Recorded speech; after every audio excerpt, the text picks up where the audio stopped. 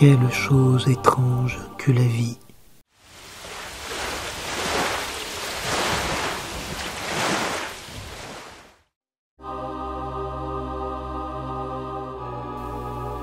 Nous sommes conscients. Pourrions-nous ne pas être? Qu'est-ce que la vie et qu'est-ce que la mort? Nous ne faisons qu'un passage sur Terre. Cela fait peur parfois à certaines personnes, car la plupart des gens ne se souviennent pas d'avant. Et beaucoup craignent donc l'après. Ceux qui se prennent pour des tas d'atomes pensent qu'ils vont retourner au néant. Ils sont venus de rien et ils retournent à rien, et la vie n'a aucun sens pour eux. Ou alors elle a un semblant de sens, le temps de l'existence, ou le sens qu'on lui donne. Pauvres d'eux, qui n'ont pas une vie très élargie. Pour d'autres personnes, il y a la peur du jugement. Selon les religions, il y a un jugement, la pesée de l'âme.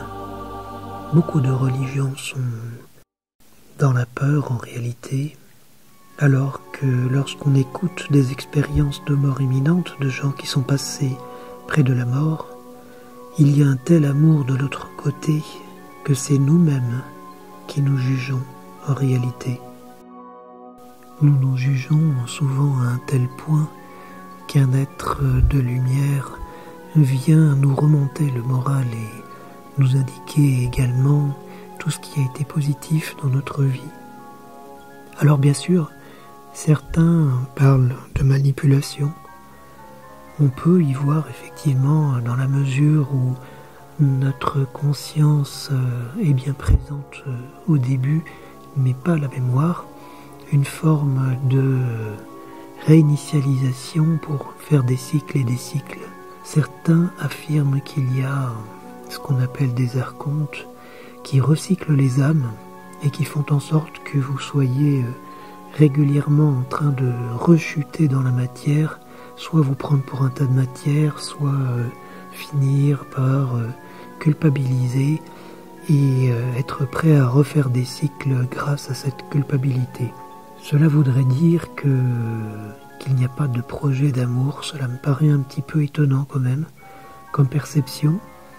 Cela veut dire que peu d'âmes arriveraient à rejoindre la source et qu'il y aurait une sorte de piège régulièrement dans lequel on tomberait.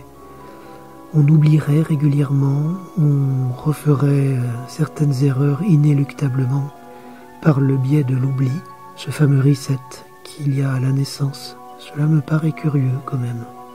Dans la conception des archontes recyclant les âmes, leur nourriture serait nos basses fréquences, les fréquences de peur, de culpabilité, de colère, etc. Donc ils auraient tout intérêt à provoquer l'oubli à chaque réincarnation. Dans cette conception archontique, il est dit que la lumière qui apparaît et cet être d'amour, en fait, en réalité, serait le fameux piège qui permettrait le recyclage de l'âme avec le reset.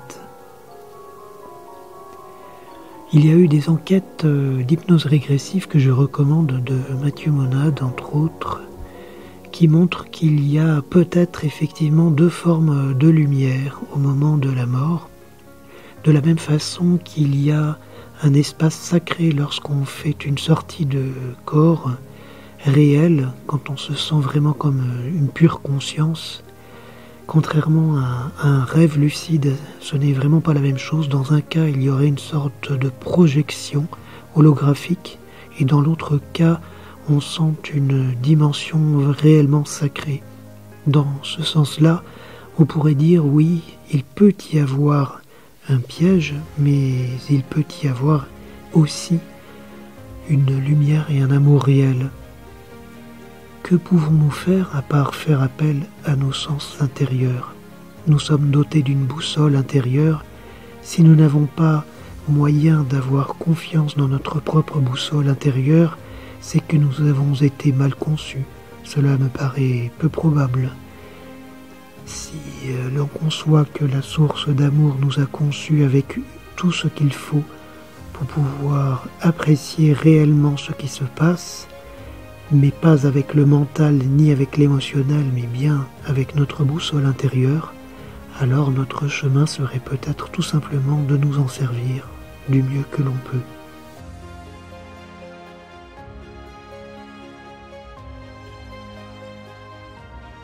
Prenez soin de vous, faites bon usage de votre boussole intérieure et soyez heureux.